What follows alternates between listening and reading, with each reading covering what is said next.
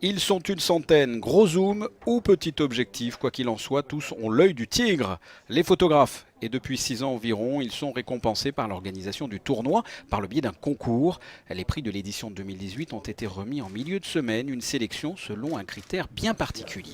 C'est très subjectif d'abord, ça c'est évident. Mais il faut dire que j'ai eu du mal au premier concours. J'avais fait des copies de chaque cliché sélectionné et je les avais distribuées à toute l'équipe de l'organisation. J'ai pas eu 2 votes sur la même photo. Alors j'ai dit c'est pas possible parce qu'on s'en sortira pas. Donc je fais tout seul, mais j'ai beaucoup de critères, hein. Je tiens compte du nombre de photos qui est donné, la qualité, je fais des divisions, des multiplications, je mets des coefficients aussi au niveau de la valeur du cliché.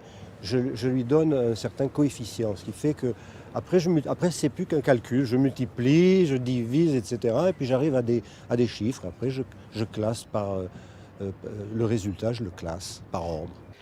On connaît grâce aux humoristes Les Inconnus la différence entre un bon et un mauvais chasseur. Essayons de découvrir la différence entre une bonne et une mauvaise photo, ou plus exactement ce qu'est une bonne photo. Il n'y a pas de bon et de mauvais photographe ici, il y a la chance, tout simplement. On peut avoir différents angles, on peut être en bas, on peut être en haut, on peut jouer avec les ombres.